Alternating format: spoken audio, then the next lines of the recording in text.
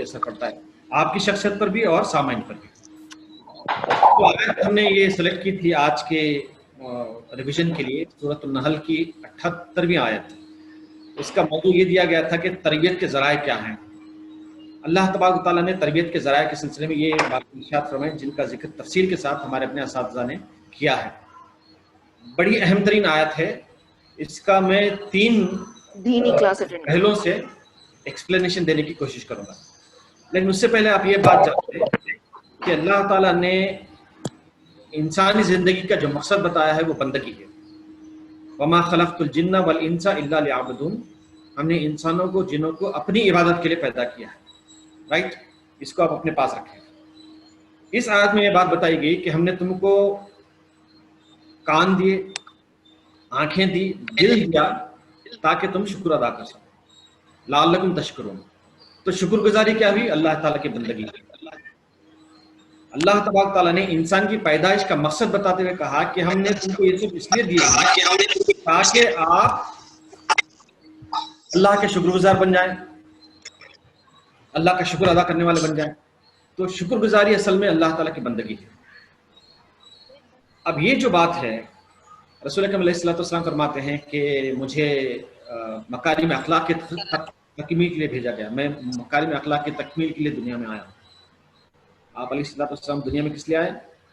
مکارم اخلاق کی تکمیل کے لیے، ان کو کمپلیٹ کرنے کے لیے آئے۔ مورل ویلیوز جو ہیں، جو آنریبل ہیں، جو انسانی زندگی کو سربلندی دیتے ہیں، ان کی تکمیل کے لیے آپ علیہ السلام دنیا میں تشریف لائے۔ تو مطلب یہ ہے کہ بندگی رب مکارم اخلاق کے ذریعے سے ممکن ہو سکتی ہے۔ اچھے اخلاق کا ظہور کیسے ہو سکتا ہے؟ انسان اپنے اعضاء کے ذریعے سے ان اخلاق کا ظہور ممکن بنا سکتا ہے۔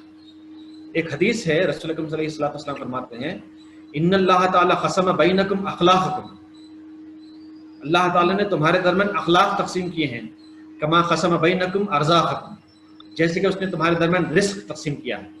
ہم دیکھتے ہیں دنیا میں مختلف قسم کے لوگ ہیں، مختلف قسم کی صلاحیتیں ہیں، دولت ہے، وسائل ہے، شہرت ہے۔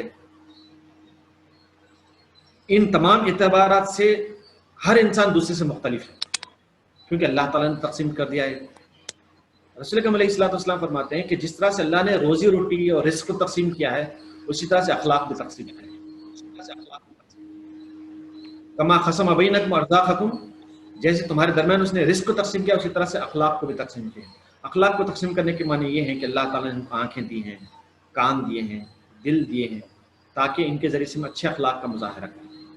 کان کے ذریعے سے بھی اچھے اخلاق کا مظاہرہ کیا جا سکتا ہے، آنکھوں کے ذریعے سے بھی، دل کے ذریعے سے بھی، اگر چاہیں تو ان کے ذریعے سے بد اخلاقی کا بھی مظاہرہ کیا جا سکتا ہے۔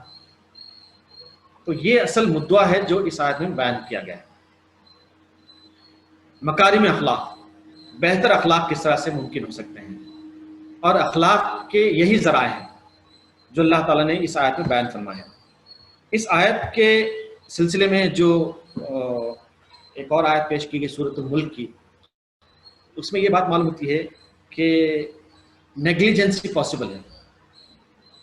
آنکھ کے سلسلے میں، کان کے سلسلے میں، دل کے سلسلے میں اس کا جو استعمال ہے، جو ڈیزائربل استعمال ہے، ڈیزائربل جو یوسیج ہے، ویسا نہیں ہو سکتا، اس کا چانس ہے، اس لیے اللہ تعالیٰ نے سورۃ الملک میں اس کا ذکر فرمایا۔ اسی طرح سے سورۃ المومنون میں بھی ذکر کیا ہے، وَهُوَ الَّذِي أَنشَأَ لَكُمُ السَّمْعَ وَالْأَبْصَارَ وَالْأَفْئِدَةَ قَلِيلًا مَا تَشْكُرُونَ، بالکل وہی آیت ہے جو سورۃ الملک کی آیت ہے۔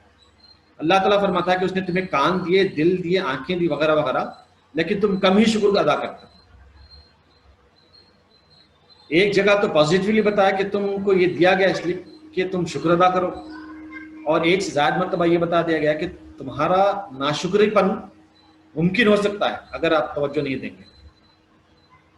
تو اس کے سلسلے میں ہم کو بہت زیادہ الرٹ رہنا چاہیے۔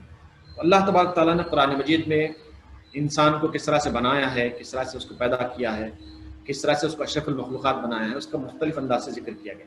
بطور خاص اس کی جو ساخت ہے، اس کا جو اسٹرکچر ہے، ان کا بطور خاص ذکر کیا ہے۔ لقد خلقنا الانسان فی احسن تقویم، سورۃ التین میں کہا اللہ تعالیٰ نے کہ ہم نے بہترین ساخت پر انسان کو بنایا ہے، بالکل بیلنس کے ساتھ پروپورشنیٹ اللہ تعالیٰ نے بنایا انسان کو، بے ڈھنگا نہیں انسان، بڑا ہی خوبصورت اللہ تعالیٰ نے اس کو بنایا ہے، اپنے ہاتھ سے بنایا، جیسے کہ آپ جانتے ہیں۔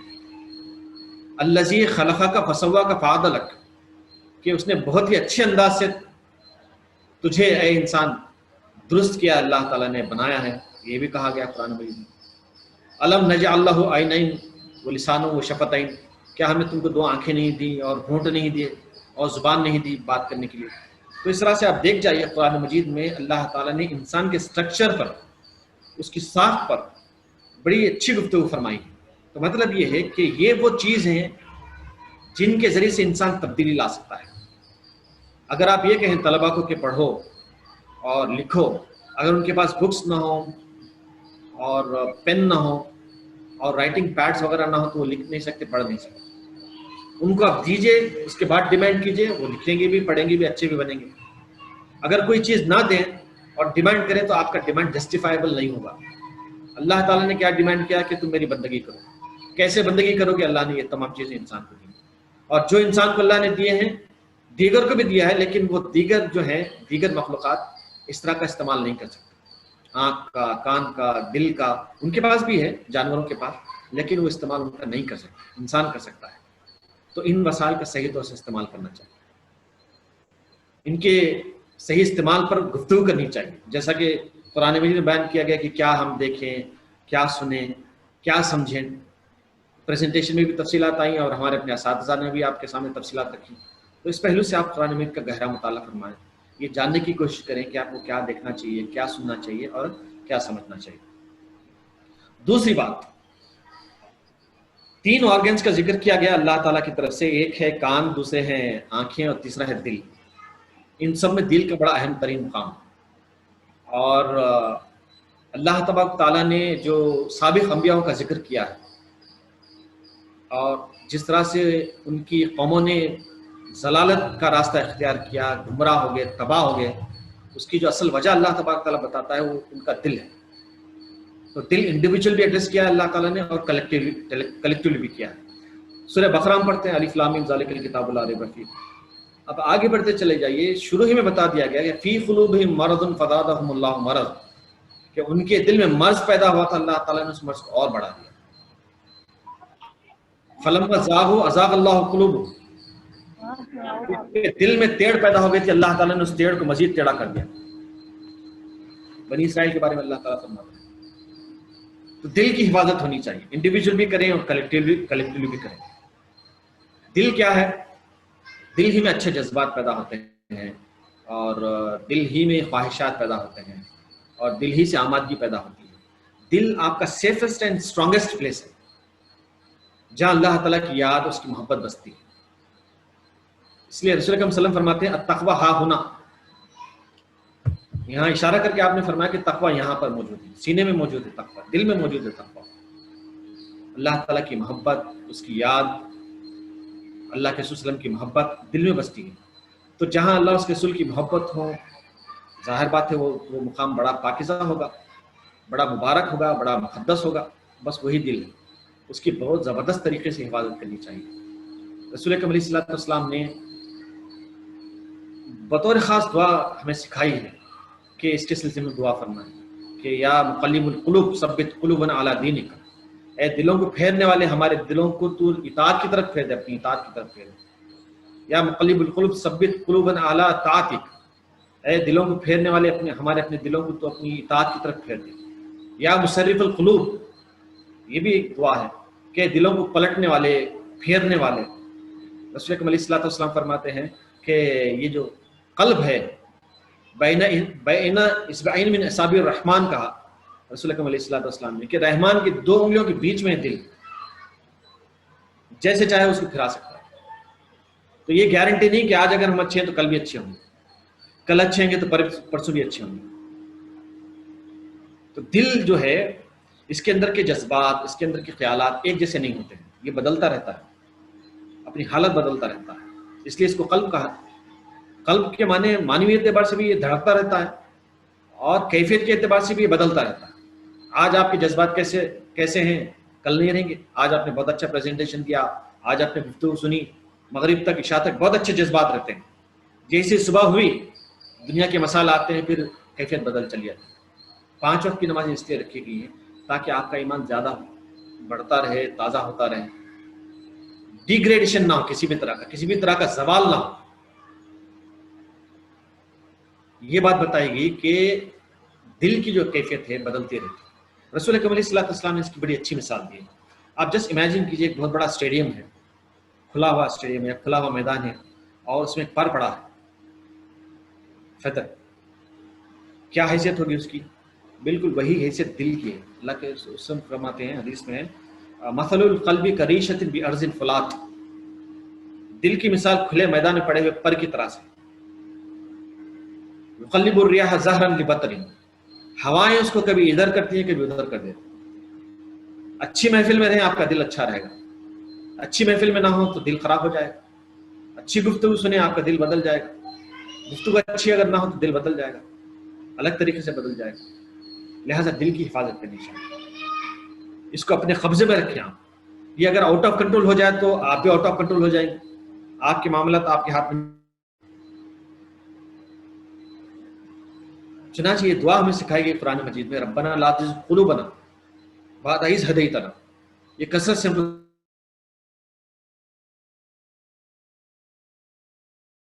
اے پروردگار جب تو نے ہم کو سیدھا راستہ دکھا دیا ہے تو ہمارے دل میں ٹیڑھ پیدا ہونے نہ دے۔ اس کے چانسز ہیں، اس لیے اس کا بہت اہتمام کے ساتھ ذکر کیا ہے قرآن حدیث میں، دل کا، کہ اگر آپ اس کو اپنے قابو میں نہیں رکھیں گے تو پھر آپ پر یہ قابو پا جائے گا، اور جب دل آپ پر قابو پا جائے گا تو پھر آپ کامیاب نہیں ہو سکتے۔ آنکھیں ہیں آپ کی لیکن آپ آنکھوں سے دیکھ نہیں سکتے۔ لا تعمل ابصار، قرآن نے کیا کہا کہ آنکھیں اندھی نہیں ہوتی، ولیکن تعمل قلوب التی فی الصدور، وہ دل اندھے ہوتے ہیں جو سینوں میں محفوظ ہیں۔ اندھا ہو گیا دل، دل آپ پر قابو پا گیا، آپ کو دل پر قابو پانا چاہیے۔ تو رسول اکرم علیہ السلام نے فرمایا، وہ جو دعا آپ نے بتائی ہے حدیث کے ذریعے سے، اللہم افتح مسامع قلبی، اے پروردگار میں دل کے کان کھول دے۔ دل سنتا تھوڑی ہے، لیکن جو سنا جاتا ہے وہ دل پر اثر کرتا ہے۔ تو دل ہمارا ایسا ہو کہ ہمیشہ کھلا رہے، اوپن مائنڈیڈنس جو بولتے ہیں، اصل میں اوپن ہارٹ کی بات ہے۔ دل ہمارا اپنا اوپن رہنا چاہیے باتوں کو سننے کے لیے، سمجھنے کے لیے، اخذ کرنے کے لیے۔ تو اس کا آپ خاص خیال رکھیں، دل کی حفاظت کریں، اور اس کو منچلا بننے نہ دیں، اس کو اللہ تعالیٰ کی یاد کا، اس کی محبت کا، اس کے کیا کہتے ہیں رضا کا مسکن بنائیں۔ تو جتنا اچھا آپ کا دل ہوگا، جتنا پاکیزہ دل ہوگا، اسی مناسبت سے آپ کی بات اثر کرے گی۔ دل سے جو بات نکلتی ہے اثر رکھتی ہے، بات دل سے نکلنی چاہیے، جب بات دل سے نکلے گی تو اثر کرے گی۔ اب ظاہر بات ہے اگر ہمارے اپنے اساتذہ ایسے ہوں کہ جن کے دل میں اللہ کی محبت ہو، اللہ کے رسول صلی اللہ علیہ وسلم کی محبت ہو، انسانوں کی محبت ہو، جب وہ بات کریں گے تو ظاہر بات ہے کہ طلبہ پر اس کا اثر پڑے گا۔ تو یہ دوسری بات ہے جو اس آیت کے حوالے سے ہم کو سمجھنی چاہیے۔ تیسری اور آخری بات یہ ہے کہ ہم اللہ تعالیٰ کے شکر گزار بنتے ہیں، ہر بات پر اللہ تعالیٰ کا شکر ادا کریں۔ مطلبی بندہ اللہ تعالیٰ کو پسند نہیں، اچھا ہے تو اللہ کو یاد کرتے ہیں، اچھا نہیں ہے تو اللہ کو یاد نہیں کرتے، ایسا نہیں ہونا چاہیے۔ ہر حال میں اللہ تعالیٰ کو یاد کریں۔ الحمدللہ علی کل حال، رسول اکرم علیہ السلام کا اسوہ ہم کو یہ سکھاتا ہے کہ ہر حال میں اللہ تعالیٰ کا شکر ادا کرنا چاہیے، اور وہ شکر کے جو تینوں مرحلے ہیں ان تینوں مرحلوں سے ہم گزرنا چاہیے، روزانہ گزرنا چاہیے۔ اپنے قلب سے بھی اللہ کا شکر ادا کریں، اپنی زبان سے بھی شکر ادا کریں، اور اپنے اعضاء سے بھی اللہ تعالیٰ کا شکر ادا کریں۔ اسی کی بدولت ہمارے اپنے اچھے کام ہو جاتے ہیں، ہمارے کام اچھے نتائج لاتے ہیں۔ الحمدللہ الذی بنعمتہ تتم الصالحات، تو خدا کا شکر ہے جس کی نعمت کی وجہ سے، جس کے احسان کی وجہ سے ہر اچھے کام پورے ہوتے ہیں۔ اللہ کے رسول صلی اللہ علیہ وسلم نے ہم کو یہ دعا سکھائی کہ ہر چھوٹے بڑے کام میں اللہ کا شکر ادا کریں۔ آپ کا لیسن پلان ختم ہوا، اللہ کا شکر ادا کریں۔ آپ نے سبق پڑھا دیا طلبہ کو، آپ اللہ کا شکر ادا کریں۔ گھر کا کوئی کام آپ نے کر دیا، اللہ کا شکر ادا کریں۔ کسی طالب علم کی بات آپ نے سمجھا دی، اللہ تعالیٰ کا شکر ادا کریں۔ کوئی بات آپ کو سمجھ میں آ جائے، اللہ تعالیٰ کا شکر ادا کریں۔ آپ کے منصوبے کے مطابق آپ کا کام ہوا، اللہ کا شکر ادا کریں۔